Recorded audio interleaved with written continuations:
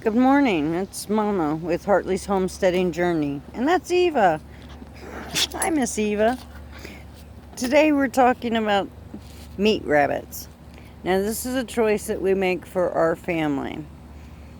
We use the broomstick method, and as you know, we use the tools that we have around us. Now, if you're sensitive to this, you want to turn away. As this is a warning, this is a graphic video, and it is not for the sensitive or faint of heart. We have previously dispatched the rabbit using the broomstick method, which you put the rabbit's head underneath the shovel. This is a previously done rabbit. Piper, would you please use the previously rabbit to show how it's done? For sensitivity issues, we have already done it so that we could be quick and swift in doing it. And this is our setup. We have knives ready, a small table, a bucket, and we like to use a rake. And zip ties. It ties up their feet great and get to it. So when you're using the broomstick method, they'll normally be sitting. Yeah, they'll be sitting up. You put their head underneath. You step on both sides. I step on both sides. Since And then I'm you pull their amputee. legs back and up. You pull the legs back and up as she's showing in a swift motion. When you're standing on both sides. Quickly.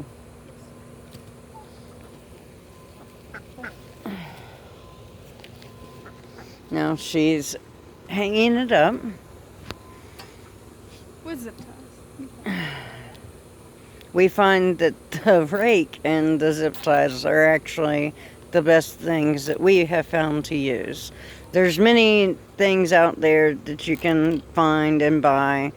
There's many things that people made. A lot of people use hopper poppers. Yeah, there's the hopper popper and all kinds of things. We found this to be the easiest of the ways of doing it. Probably This is a choice. Yeah, it's a cheap way. And if it's cheap or frugal, that's how we do things. So, since the last video, as y'all know, the ducks had to be pinned up. There is no more pinning of any animals. We are done the summer of a mess with people next to us and uncontrollable animals is gone. So everybody's out enjoying their day.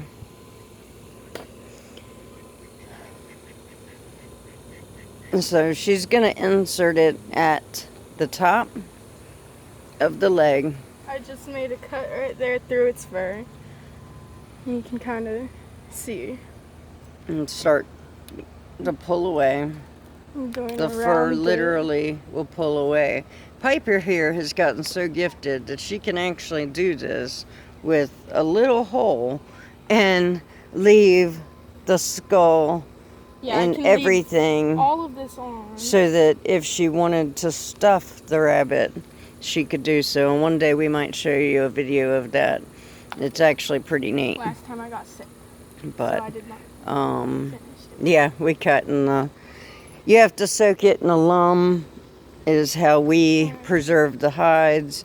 And we felt ill, and the alum was left for an extra day. So we didn't mess around with it. We just kind of called it enough and moved on. But we'll do a tanning video at another time. Sometimes they will bleed. That's fine. As you can see, I'm not a professional videographer. Okay, once again, if you're shy, she's going to cut off the head, so you might want to turn away. But that's the next thing. Gotta get through their fur first. Yeah, she's got to get through the fur. The rabbit didn't feel any pain during this. It was a quick, swift motion, as I said. It was done in a couple seconds. Buddy, yes, there we go. Now we moved from the tree we usually use. The tree that we usually use actually has an indent in it, and the rate stays still. Of course, for the video purposes, it's not working out at the moment, so.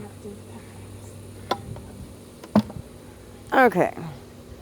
Now she's just going to let it drain for a couple minutes. Not even a couple minutes, a couple seconds. Okay. Now she's going to grab in between the two spaces, and you can actually feel it with your fingers. You can go in between the skin and where the meat is, so we can actually see her finger come through. And right there is where you're going to want to put your knife and cut through. Do not cut towards yourself or cut your hand. My father cut his hand the first time we did it. Why are you so tough, buddy? Because it's man.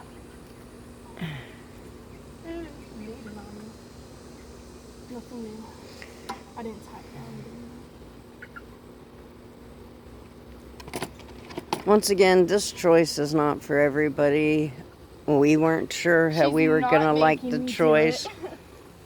Oh, yeah, I'm not making her do it. I actually asked to do it. This is something that Piper has gotten good at, that she researched and took part the very first time and has been doing it ever since. He's very tan. It actually helps me out because as I'm in the kitchen, like this morning, I wanted to get the bread baking, and I could be doing that while she's skinning and cleaning, and then she would bring it in. Back as we just did the front. She's going to cut the back the same. She moved her finger through, separated the skin, and now she's going to cut. Why is this one's so hard? You can also use scissors. Whoops, camera. Sorry. You can use scissors to cut through most of this as well. I prefer scissors myself. Now you're just going to take and pull all the way down. And then at the bottom, you're going to cut the feet. Now, if you want to save the rabbit's feet, you can save the rabbit's feet. Just cut them off. Does this go in the maggot bucket too? No. That will not be going in the maggot bucket. But all the juicy insides will. You know who likes to play with rabbits right now? So she... Want to play with it? Cookie. Cookie. I think Oh, this one's fat.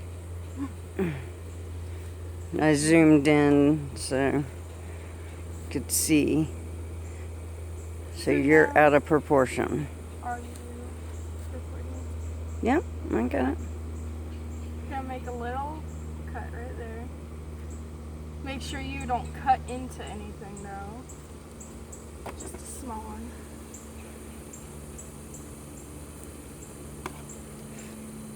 Not cutting down. Oh, he's fat.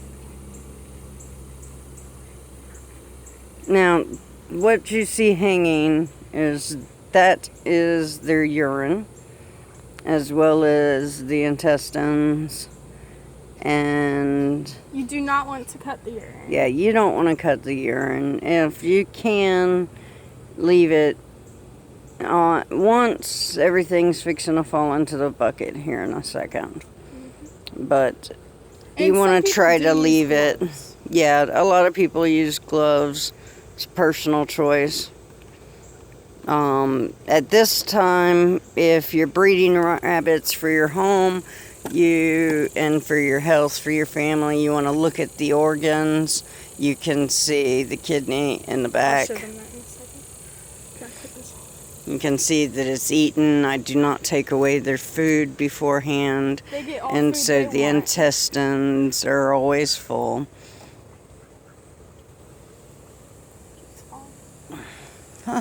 Where I'm zoomed in, it looks huge. It is huge, look. See, that is, the rabbit ate a lot of food. These are their kidney beans. And then there's another one on this side.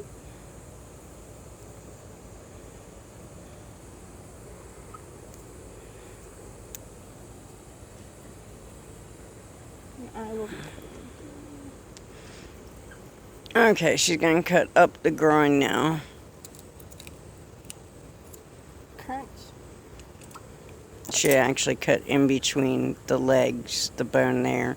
Some people separate it. When I do it, I actually break the legs apart there myself. It just helps me further on. But now is when you pull the urine all the way down so that it's still in this little sack.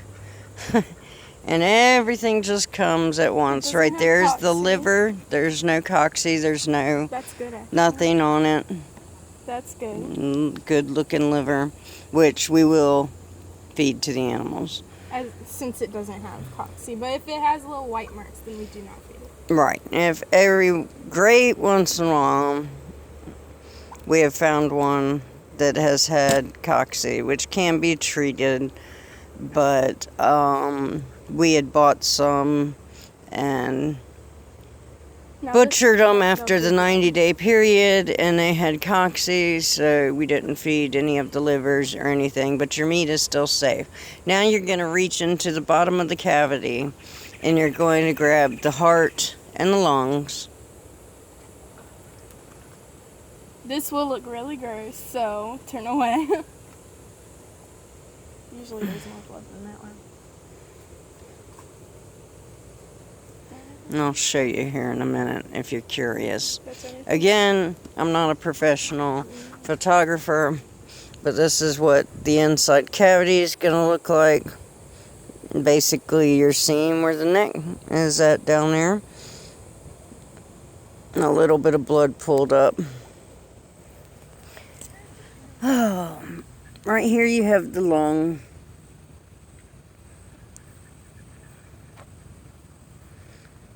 And the esophagus. And the heart. You can feed that to your The liver. All this you can give to your animals. The kidney beans if you want. I usually don't do the lungs. I'll give them to the chicken. But the heart. Come on, girls. And the liver. Show them the chicken.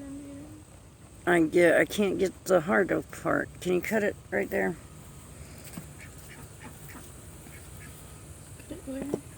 Just cut the heart off. Just pull it off. I couldn't the way I was holding it. Thank you. Well, okay. it's bleeding a lot. Yep. Come on, girls. And I have that other camera in my legs. Whoops, don't step on that camera. I did get the camera, by the way, guys. And I was trying, but I don't know how that's going to work. Come on, girls.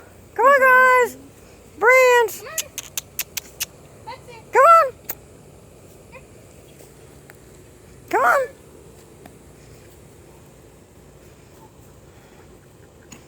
I'm going to turk. Oh, she beat you to it. Now they're going to play the chicken race. Who can eat it? And somebody else got it. Nope. They're trying. I'm sure they'll be back, but that's basically it. Now take it inside, rinse it off. I'm going to rinse my hand off here.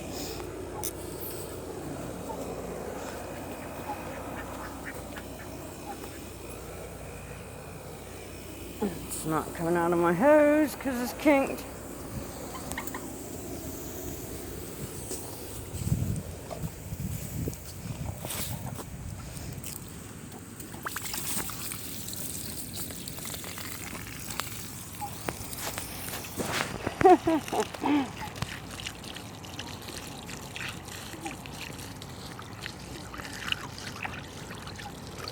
Now that is handy.